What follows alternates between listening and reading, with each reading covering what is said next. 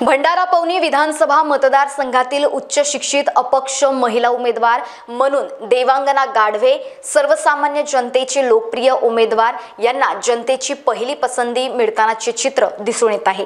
त्यांना गावागावात धान उत्पादक शेतकरी, गोसे प्रकल्पग्रस्त शेतकरी, शेतमजूर, कामगार, भूमिहीन, सुशिक्षित बेरोजगार, गोरगरीब, शोषित पीडित सर्वसामान्य जनतेच्या मोठ्या प्रमाणात पाठिंबा मिळत असल्याने भंडारा पवनी विधानसभा क्षेत्रात सध्या अपक्ष उमेदवार देवांगना गाढवे यांच्यात निवडून येण्याची क्षमता निर्माण झाली आहे। सध्या तरी भंडारा विधानसभेचे चित्र पाहता इतर राजकीय